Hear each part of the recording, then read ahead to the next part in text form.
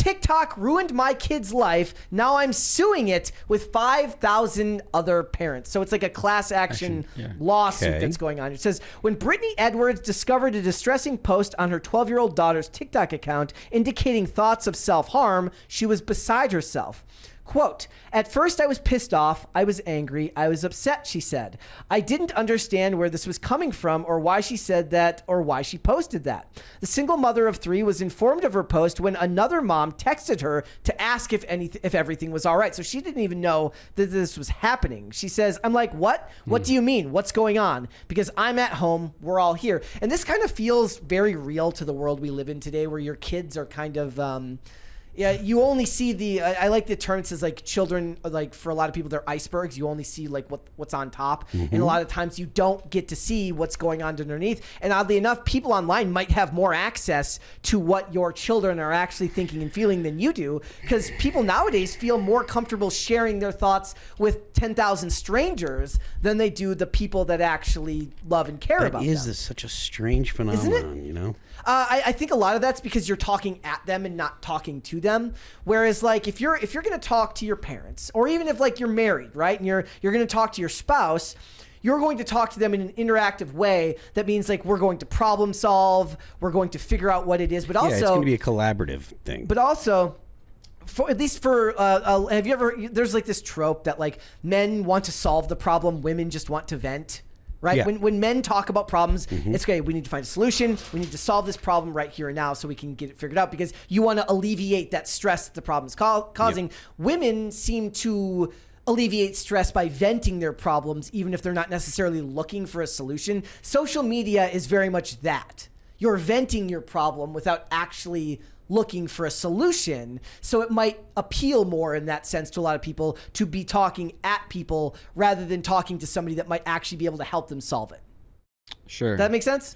Right? Yeah. I don't know if that's I don't know what that has to do with this case, though. But the point is, I'm just trying to figure out like why, like how the mindset of why the youth is like this now. So what she's saying is that they're suing the company. It says in July of 2023, TikTok quietly introduced a provision into their user agreement that requires parents to file a claim within a year of them creating an account. I don't even know how you enforce something like that. Is this in response to the lawsuit that they filed? No, this already existed. So it says in July. So it says, or they lose their chance of pursuing damages forever. And that's from this company that's called Claims Hero that's suing them with like 5,000 other people in a large lawsuit. Do you even find this to be something all that compelling? Because I don't really see this as something. First of all, I don't think this goes anywhere. I think that they'll be buried in a mountain of lawyers, and these companies have large infrastructure with large legal teams that will prevent any like this. They hide behind TOS. The only chance they have of doing anything is if they get the actual government involved. We got 220s here. One from the Manic Mustache says, I can see the ladies weren't able to find their way out of the kitchen, but the good news is there will be a perfectly cooked pot roast. Side note, Phil looks like he would have driven an El Camino in the 80s. Boys. Boys. What did you drive in the 80s? I didn't drive in the 80s. I didn't drive until the 90s. Okay. My dad drove an El Camino in the 80s, so there you go. El Camino adjacent. And one more here, a $20 My dad had rancheros. Really? Yeah. Ford guy. One more here from Steven says, Edgar Allan Poe was relatively unappreciated during his lifetime. There you go. There's an example. I knew the chat would deliver. Yep. Appreciate that. So it says, given the limited window, it's more urgent now than ever for parents and guardians to hold TikTok accountable so families like Brittany's can pursue justice for their injuries caused by the most addictive app on the planet. So she was contemplating self-harm. She became withdrawn. Every time her mom would make her delete the app, she would come back and the app would be back on her phone.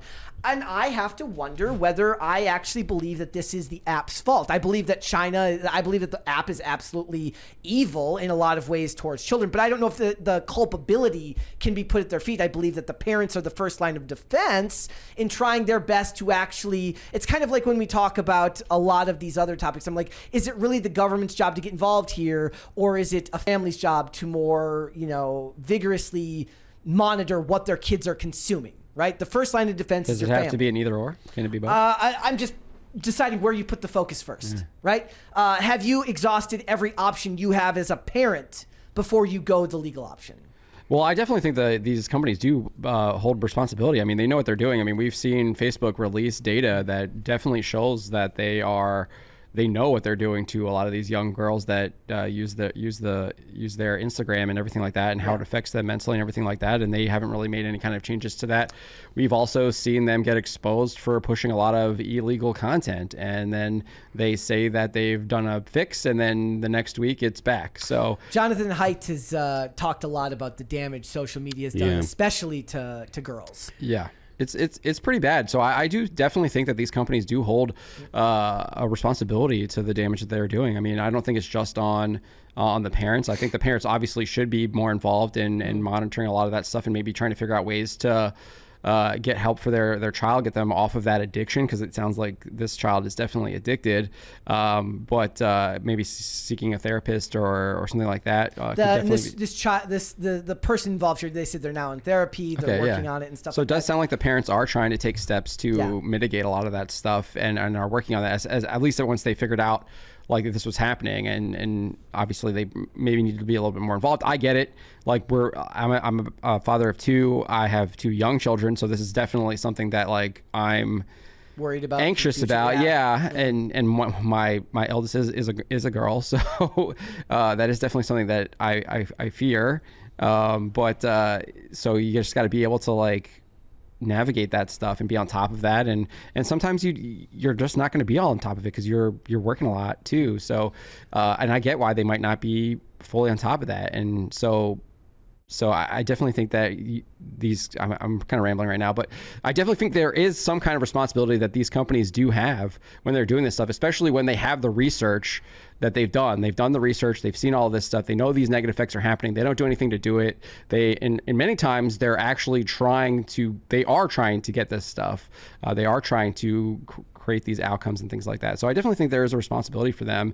And I think it is the government's responsibility to step in, because what is the government supposed to be doing, right? The government is supposed to be looking out for the welfare of its people.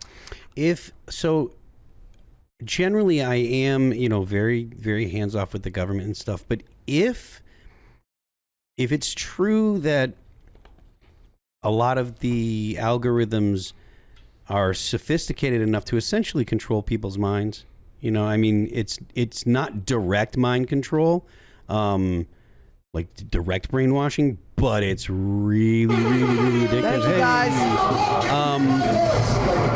And if there are companies if there are foreign, companies that are run by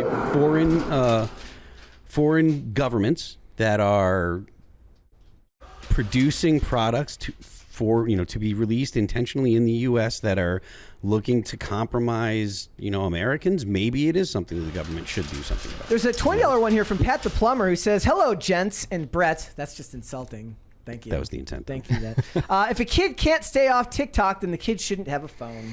I don't have a problem with that perspective. But I do think that there might be more to it than just because the algorithms are designed to control you. They're designed to keep you on. A child does not have the ability to defend themselves from a sophisticated. Their brains are still growing. Yeah, I mean it's adults can't do it. Half of adults don't have that ability to control themselves. So you look at all the addicts in the world, and whether or not people are addicted to illicit substances that ruin their life, that doesn't mean that there are not the rest of society is not literally overflowing with addicts to stimulants to any number of different things. Yeah, video games, etc. Yeah, so allowing a company that is run by a foreign government or heavily influenced by a foreign government, allowing them to produce a product that is intended on not just controlling your mind or influencing the minds of the population of a rival country, but possibly to destabilize their society, that's something that a government should have something to do with. Yeah, I mean, I think a perfect example, obviously we're not looking at social media or things like that, but like you look at China and what we did, where we were just kind of supplying them with drugs to basically ruin their population. So I think it's a very similar instance. Just in this case, it's through social media rather than a physical, like a physical hard substance. There's a very interesting comparison in this article made where they said this is this generation's big tobacco. Here's the problem. There is unless there are brain scans that can show you what these apps are doing. Like there isn't that physical representation of the damage that it's doing, which will make it an unenforceable thing for the government to say. There is no enforceable means of saying this is how it's destroyed lives. The other problem do they need a reason to do that though? I think they can just step in without having they don't need a brain scan to tell you that. The government will never do it anyways because they want to use these things to push their own propaganda. Sure, but we're talking about hypotheticals now, right? Yeah. So. And the other thing that I find interesting about it is it comes headlong with the idea that it's an unenforceable. It is essentially unenforceable anyways because outside of using real ID to actually get people because all these people are saying this girl was 12 and she just says, yes, I am 13. So say they raised it to 18. You can't have social media apps until you're 18. We already have an example of this working. Utah banned Pornhub, and Pornhub basically has removed everything from Utah. So if states were to do this individually, right? So each state would have to go through and say, we're banning these apps and they can't be used. Yeah, and levy significant punishments for it. I mean, I think it's if they want to do it, they can do it. I mean, it's not that hard. I mean, we've seen this. We saw this 4 years ago. I guess now it's 8 years ago. We saw what happens when if someone wants to do something, they can do it. And if they don't want to do something, then they don't do it. I think that's really what it comes down to. I mean, look at the difference between 4 years ago on the southern border and 4 years now, right? I mean, you wanted to make something change, the change happened. If you don't want to make something, if you want people to be flooding in the country, people flood in the country. So I don't see this lawsuit it's really weird how they said in the TOS you can't do class action lawsuits. Is that even possible? Can you just say you can't sue us class action just because the TOS said so? I don't think that'll stand up in court. No. I mean, everything that goes into any kind of user agreement, it has to be something that a judge will say, yeah, I agree. And you can put whatever, companies can put whatever they want in their TOS, right? But if it comes to a point where it actually goes to court, the judge still has to say, okay, yeah, or the judge can say, that's BS, and just toss it out. It's like when people sign NDAs and expect them to cover criminal activity, which, no NDA is actually going to cover someone for doing something illegal if they want to go forward. So they talk here about the term TikTok brain. It says, a technical investigation from Amnesty International found that young people who watch mental health-related content on TikTok on their For You page were being recommended rabbit holes of potentially harmful content, including videos that romanticize, normalize, or even encourage suicide. It also made me think of when we were talking about things like shifting and all of the weird rabbit holes you go down with different trends that go on these shifting? websites. So it's where people talk about how they can shift realities, how they can shift into different realities and all this stuff. And when we were talking about it, people were having a fairly rational discussion about it. And I'm just sitting over here what? What the fuck are you talking about? This is insane. And it's shocking because I just see these problems as, you might have given me a little bit more hope. The way you broke it down saying look, with Utah did, I think that the government benefits too much from having these apps. They're not going to ban something like this when they have influencers that use these apps. Right, that goes back to my point. If they want to do something, they can. If they want to flood the country with immigrants, then they will. If they don't want to flood the country with immigrants, then it stops. If they want to do it, they can do it. If they don't want to do it, they won't do it. So implementing some type of real ID process for, I guess if they can't even get all Americans to get real ID. Never mind. Getting them to get real ID so you can outlaw social media. The amount of time it takes to get real ID, my friends telling me that it took them to actually get their real ID just was enough to annoy the hell out of me. Is that with the passport stuff? Yeah. I have a feeling that it's probably easier or more realistic to think about preventing apps from being put onto phones in the U.S. than it is to say, okay, teenagers can't use social media. Yeah, I was talking to Brett about this earlier. When I listened to Pandora, Instagram or Meta is running an ad talking about how they're trying to work with the U.S. government to ban children 16 and under from downloading apps on phones. What about the fact that these topics come up? I saw somebody in the chat mention this. He said, like, music has glorified suicide for years. What about art that talks about these topics? Like, where does it stop?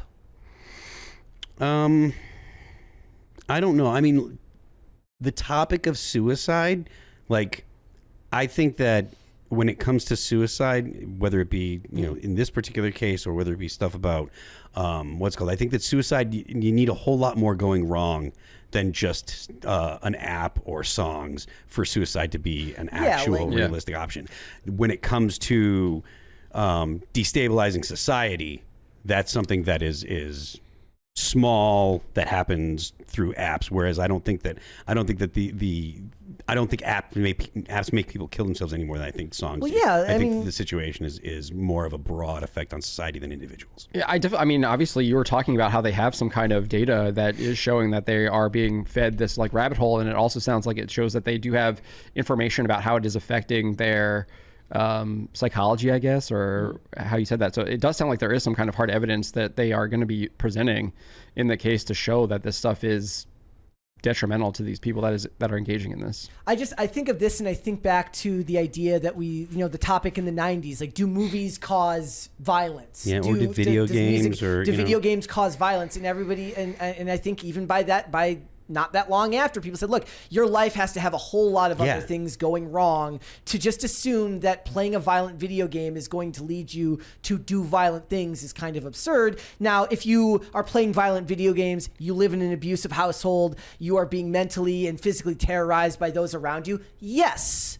So is the idea of going down the rabbit hole necessarily that that's the only thing going wrong in their life? Well, in this case, this is a single mother of 3 who likely is bug, is not able to spend the time with her children that she may have been able to if she was in a relationship with another person, where one person's working, whatever. There's a lot of circumstances that go in there. And I think one of the problems you run into is to a normie who doesn't understand the lengths in which these companies have gone to create algorithms that can theoretically control your mind, or at least push you in certain directions. It's going to sound ridiculous to the average person, and I think that the average person isn't necessarily going to want to get the government involved for something where they can't see the whole picture.